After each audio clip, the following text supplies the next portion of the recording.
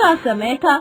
संजय अपने खेतों पर काफी उदास बैठा था, क्योंकि इस बार उसने अपने खेतों में गेहूं किए, पर गर्मी ज्यादा पड़ने की वजह से सारी फसल खराब हो गई, जिस वजह से वो काफी परेशान था।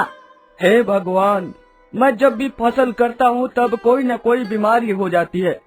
इस तरह तो मैं बर्बाद हो जाऊंगा। संजय को कुछ समझ नहीं आ रहा था और वो इसी तरह अपने खेतों को देख रहा था। तभी वहाँ पर दूसरा किसान रघु आया।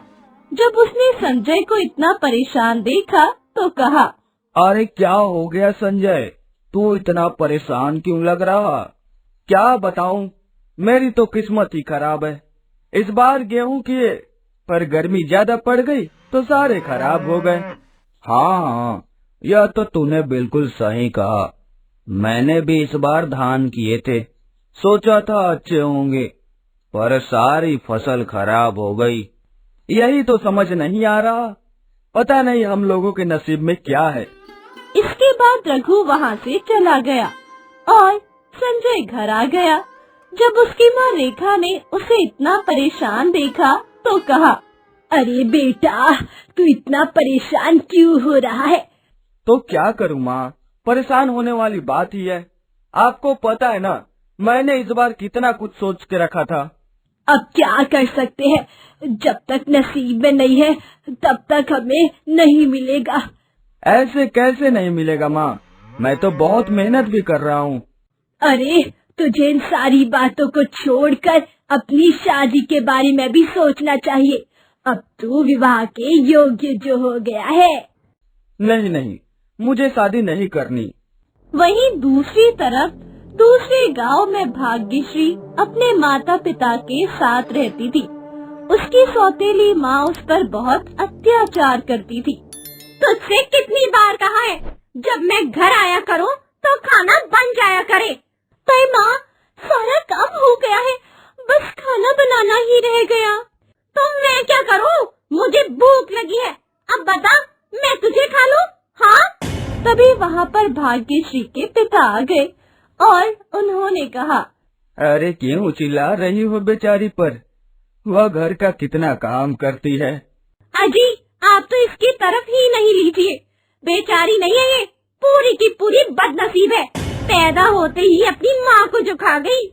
ये सुनकर भाग्यश्री काफी ज्यादा दुखी हुई, जिसे देखकर उसके पिता रमेश ने कहा, अरे शांत हो जा, क्यों बेचारी को इस तरह सता रही हो? मैंने सोचा कि तुम इसे माँ का प्यार दोगी, पर तुम तो इसे हमेशा सताती रहती हो। हाँ हाँ, तो और शादी कर लो ना, मैंने क्या मना किया था? ये कहकर मीना वहाँ से चली गई, जिस पर भाग्यश्री बहुत दुखी हुई। पिताजी, पिताजी, आखिर मेरी क्या गलती है? तुम्हारी कोई गलती नहीं है बेटी, गलती तो मेरी है जो मैंने दूसरी शादी कर ली। पर तुम चिंता मत करो, मैं जल्द ही तुम्हारी शादी कर दूंगा। नहीं नहीं, मुझे नहीं करनी शादी। अगर मैंने शादी की और उनके घर में कोई अनहोनी हो गई तो वो मुझे ही बदनसीब समझेंगे पिताजी।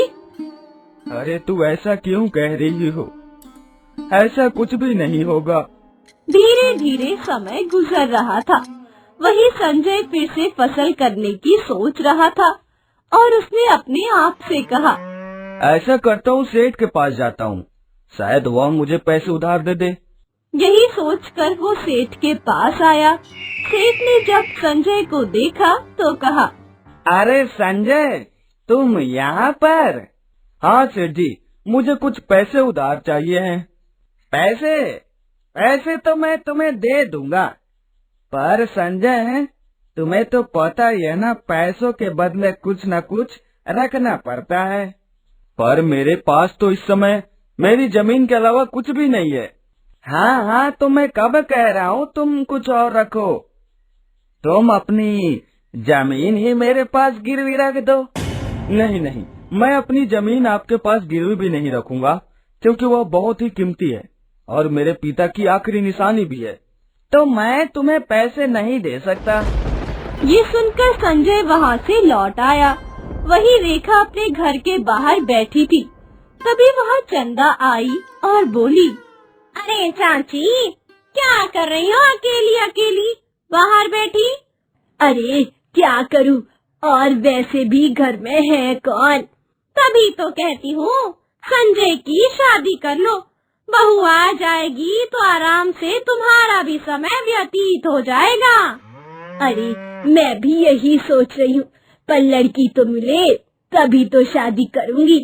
मेरी नजर में एक लड़की है, बहुत ही सुंदर है, पर बेचारी की सौतेली माँ है। अरे मुझे क्या करना, मुझे तो बस लड़की मिल जाए। तो फिर ठीक है, आप बताएं तो मैं बात चलाती हूँ। हाँ हाँ, क्यों नहीं, जरूर बात चलाना। ये कहकर चंदा वहाँ से चली गई। समय के साथ उन दोनों की शादी तय हो गई। संजय शादी नहीं करना चाहता था, क्योंकि अभी घर के हालात सही नहीं थे। आपने क्यों माँ शादी तय कर दी? आपको पता है ना हमारे घर के हालात किस तरह चल रहे हैं। अरे तो क्या हुआ, 2 रोटी और बढ़ जाएगी। कम से कम मेरे साथ समय बिताने वाला कोई तो होगा।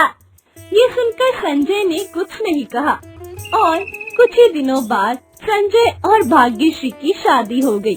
भाग्यश्री अपने हिसाब से अपने पति की बहुत सेवा करती थी। भाग्यश्री के पिता ने उसे दहेज में कुछ अनाज की बोरियां दी थी। अरे वाह, मेरी बहू तो बहुत ही सुंदर है।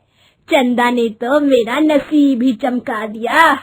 ये सुनकर भाग्यश्री बहुत ही खुश हुई, पर संजय काफी परेशान रहा करता था, जिसे देखकर भाग्यश्री थोड़ा हैरान होती है और उसने एक दिन संजय से कहा, अजी, जब से हमारी शादी हुई है मैं देख रही हूँ आप खुश नहीं हैं।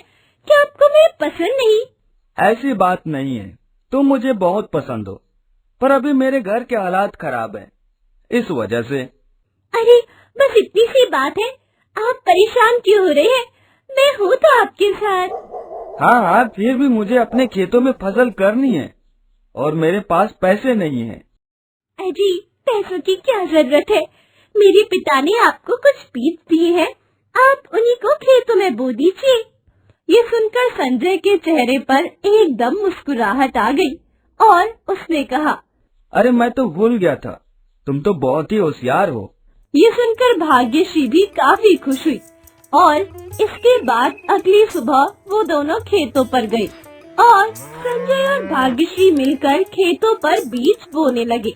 समय के साथ उनमें से फसल निकलने लगी, जिसे देखकर संजय काफी खुश हुआ। अरे वाह, मेरे खेतों में तो फसल आने लगी है, लगता है इस बार फसल बहुत ही अच्छी होगी। वही भाग्यश्री अपनी सास की भी बहुत सेवा किया करती थी। अरे बहू, अब रहने दे, कितना काम करेगी, थोड़ी देर आराम भी कर ले। हाँ हाँ, बस थोड़ा सा काम बचा है, इसके बाद आराम ही करूँगी।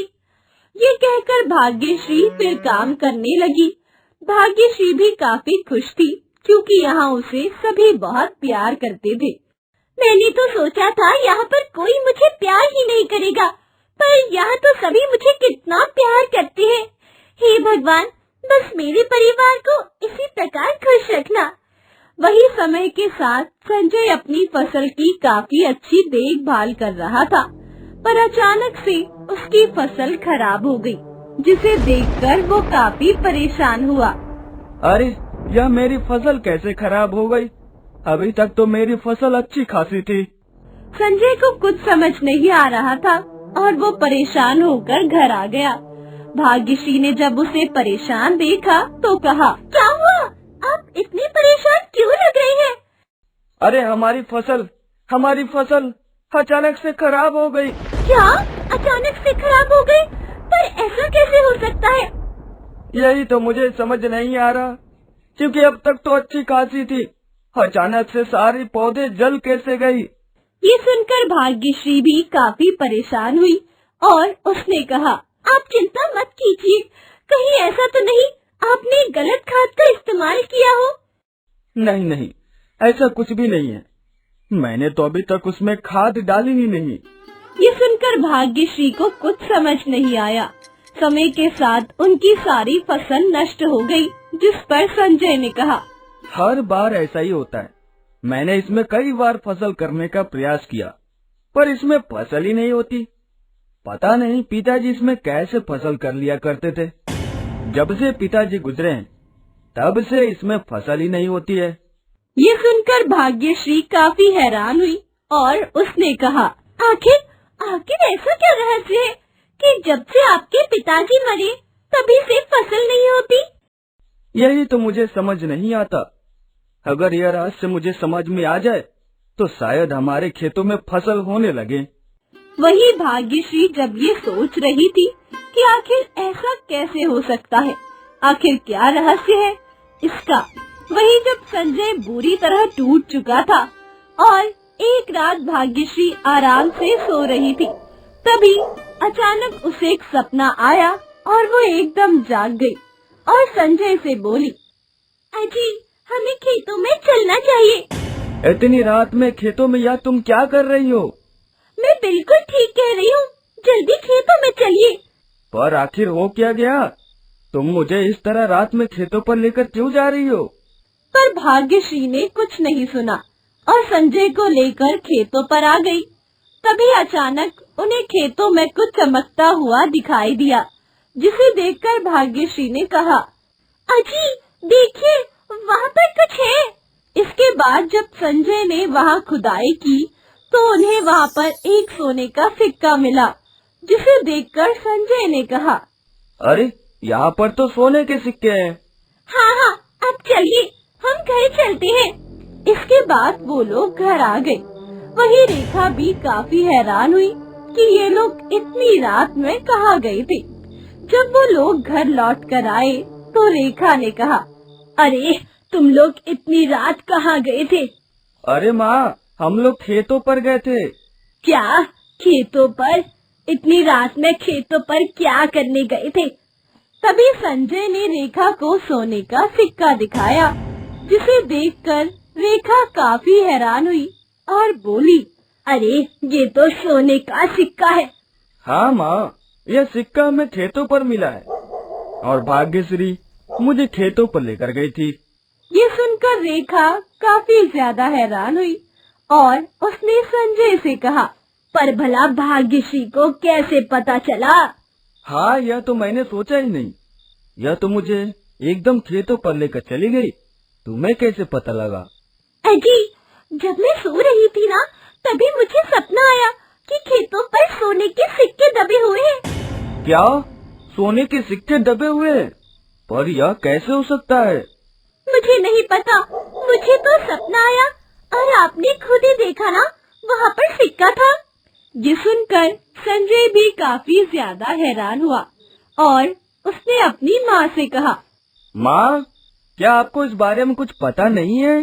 नहीं बेटा, मुझे तो इस बारे में कुछ नहीं पता। हाँ, पर तुम्हारे पिताजी मरने से पहले रात के समय कहीं जाया करते थे और एक दिन अचानक उनकी मौत हो गई। मुझे ऐसा क्यों लग रहा है पिताजी की मौत नहीं हुई है, बल्कि उन्हें किसी ने मारा था। यह तुम क्या कह रही हो भाग्यश्री? मैं बिल्कुल ठीक कह रही हूँ जी, क्योंकि पिताजी की अचानक मौत हुई है और आप बता रहे थे कि वो बिल्कुल सही थे, फिर उनकी अचानक मौत कैसे हो सकती है? ये सुनकर संजय भी काफी हैरान हुआ और उसने कहा, पर आखिर उन्हें कौन मारेगा? वही जिसे इसके बारे में पता था। अब हम लोग कल सुबह वहाँ खुदाई करेंगे। पर अगर किसी को पता लग गया वहाँ पर सोने के सिक्के हैं तो? अजी पता लगने दो, इससे पता तब ही लग जाएगा पिताजी का खून हुआ है या फिर वो खुद मरे हैं। ये सुनकर संजय और रेखा काफी ज्यादा हैरान हुए। इस पर रेखा ने कहा, हमें तो पता ही नहीं था, तुम तो हमारे लिए धन की लक्ष्मी बनकर आई हो। धन की लक्ष्मी, तुम तो बहुत ही किस्मत वाली हो। ये सुनकर भाग्यश्री काफी खुश हुई, क्योंकि अभी तक उसे बदनसीब कहा जाता था और उसकी आंखों में आंसू आ गए। उसकी आंखों में आंसू देखकर रेखा ने कहा, अरे बहू क्या हो गया, तेरी आंखों में आंसू क्यों आ गए? क्योंकि अभी तक मेरी माँ मुझे बदनसीब कहा करती थी, इसीलिए अरे वो तेरी सौतेली माँ थी, उसे क्या पता हीरे की कीमत क्या होती है। ये सुनकर भाग्यश्री बहुत ज्यादा खुश हुई। अगली सुबह वो सभी खेतों पर गए और खुदाई करने लगे। संजय ने उसे जगह खुदाई की जहाँ उसे कल सोने का सिक्का मिला था। काफी देर खुदाई करने के बाद उन्हें वहाँ एक बक्सा मिला। बक्से को देखकर संजय ने कहा, अरे यह तो बहुत बड़ा बक्सा है। अजी, इसे हम लोग घर लेकर चलते हैं, या इसे खोलना अच्छा नहीं होगा। वहीं जब आस पड़ोस के लोगों ने ये सब देखा तो वो काफी ज्यादा हैरान हो गए। यह तो मुझे भी नहीं पता, अब इसे खोल कर देखेंगे। ये कहकर वो लोग घर आ गए। वहीं पूरे गांव में ये बात फैल गई कि संजय के खेत से बक्सा निकला है। जब ये बात सेठ को पता लगी तो वो भी काफी ज्यादा हैरान हुआ। अरे यह कैसे हो सकता है? यह बक्सा संजय के खेत में कैसे निकल सकता है? सेठ काफी ज्यादा परेशान था और उसने अपने आप से कहा, मैं जिसे इतने सालों से ढूंढ रहा था वह संजय के खेतों में दबा हुआ था। अगर उन्होंने इसे खोल लिया तो पता नहीं क्या होगा। नहीं, यह वह बक्सा नहीं है, जरूर यह दूसरा होगा। पर सेठ काफी ज्यादा परेशान हो रहा था। वहीं दूसरी तरफ संजय घर आया और इसके बाद जैसे ही उन लोगों ने बक्सा खोला तो उनकी आंखें फटी की फटी रह गई, क्योंकि पूरा बक्सा सोने से भरा हुआ था। अरे यह बक्सा तो पूरा सोने के सिक्कों से भरा हुआ है। मुझे तो अपनी आंखों पर यकीन ही नहीं हो रहा। मेरे खेतों में इतना खजाना निकला है। अरे हाँ बेटा, मैंने तो कभी नहीं सोचा था हम लोग इस तरह अमीर होंगे। ये सब बहू के कदमों का नतीजा जो है। जब से बहू के कदम हमारे घर में पड़े हैं तब से हम पर भगवान मेहरबान हुए हैं। ये खजाना तो आपके पास पहले ही था माँ जी, पर आप लोगों ने ध्यान ही नहीं दिया। ये सुनकर संजय और रेखा थोड़े हैरान हुए। इस पर भाग्यश्री ने कहा, इसी वजह से उस खेत में फसल नहीं हो रही थी, क्योंकि वहाँ पर ये खजाना दबा हुआ था। आप लोग अगर पहले वहाँ खुदाई कर लेते तो आपको शायद पहले ही ये खजाना मिल जाता। हाँ, तुम बिल्कुल ठीक कह रही हो। हमने तो कभी इस बारे में सोचा ही नहीं। वहीं दूसरी तरफ सेठ काफी परेशान हो रहा था। आखिर क्या हो रहा होगा वहाँ? अगर सच में वह वही बक्सा हुआ तो मैं तो बर्बाद हो जाऊंगा। नहीं, मैं ऐसा नहीं होने दूंगा। पहले भी मैंने उसे पाने के लिए बहुत सारे लोगों को अपने रास्तों से हटाया था। ये कहकर वो सीधा संजय के घर पर आ गया। संजय का दरवाजा खटखटाया, जिस पर संजय ने कहा, जल्दी से बक्सा बंद करो, लगता है कोई आया है। इसे जल्दी से अंदर रखवाओ। इसके बाद उन लोगों ने बक्से को अंदर रखा और फिर संजय ने दरवाजा खोला तो वहाँ पर सेठ था। सेठ को देखकर संजय थोड़ा हैरान हुआ और बोला, और सेठ जी, आप यहाँ पर? मैंने सुना है तुम्हारे खेत में कोई बक्सा निकला है संजय। हाँ, निकाला तो है। बताइए क्या हो गया? बस ऐसे ही देखने चलाया। क्या निकला उसमें? कुछ नहीं सेठ जी, बस फटे पुराने कपड़े थे, हमने उसे फेंक दिया है। क्या तुमने उस बक्से को फेंक दिया? कहाँ फेंका है, हमें बताओ। पर क्यों सेठ जी, आप इतना बक्सा को लेकर परेशान क्यों हो रहे हैं? वह बस ऐसे पूछ रहा हूँ। कहाँ है, मुझे दे दो। नहीं, वह बक्सा मैं आपको नहीं दूंगा, क्योंकि वह मेरे खेत में निकला है, इसलिए आप चले जाइए। ये सुनकर सेठ वहाँ से चला गया, जिस पर भाग्यश्री काफी हैरान हुई और उसने अपने पति से कहा, ये सेठ जी हमसे बक्से के बारे में इतना परेशान होकर क्यों पूछ रहे हैं? यह तो मुझे भी समझ नहीं आ रहा है कि आखिर सेठ जी बक्से को लेकर इतना परेशान क्यों हैं। पर भाग्यश्री को सेठ पर शक हुआ। इसके बाद धीरे धीरे शाम हुई और सभी आराम से सो गए, पर भाग्यश्री अभी भी जाग रही थी। वहीं दूसरी तरफ सेठ को भी नींद नहीं आ रही थी और उसने अपने आप से कहा, मुझे ऐसा क्यों लग रहा है कि संजय मुझसे झूठ बोल रहा है। यह वही बक्सा है। जरूर उसे सोने के सिक्के मिल गए हैं। मुझे उस बक्से को हर हाल में हासिल करना है, पर मैं क्या करूं जिससे वह मुझे मिल जाए। सेठ पूरी रात यही सोचता रहा और कब उसकी आंख लगी उसे पता ही नहीं लगा। अगली सुबह वो उठा और उसने संजय को अपने पास बुलाया। संजय जब सेठ के पास पहुंचा तो बोला, बताइए सेठ जी, आपने क्यों बुलाया है? मुझे पता है उस बक्से में सोने के सिक्के भरे हुए हैं। ये सुनकर संजय बुरी तरह हैरान हुआ और बोला, यह आपको कैसे पता कि उसमें सोने के सिक्के भरे हुए हैं? क्योंकि वह बक्सा मेरा ही है और उसे पाने के लिए मैंने तुम्हारे पिता को मार दिया था। ये सुनकर संजय बुरी तरह हैरान हुआ और बोला, इसका मतलब आपने मेरे पिता को मारा था? हाँ, मैंने उसे मारा क्योंकि वह मुझे सोने से भरा बक्सा नहीं दे रहा था, जबकि हम दोनों ने इसे पाया था। फिर भी वह अकेले इसे हासिल करना चाह रहा था। ऐसा हो ही नहीं सकता। तुम मुझे झूठी कहानी सुना रहे हो। मेरे पिताजी को जरूर यह बक्सा कहीं मिला होगा और तुम उनसे यह हथियाना चाहते होगे। हाँ, अच्छा, तो तुम्हें पता है? हाँ, ऐसा ही समझ लो। पर वह बक्सा मुझे हर हाल में चाहिए और अगर तुमने मुझे नहीं दिया तो तुम भी मारे जाओगे। तुम मेरा कुछ नहीं कर पाओगे क्योंकि अब तुम सीधा जेल जाओगे।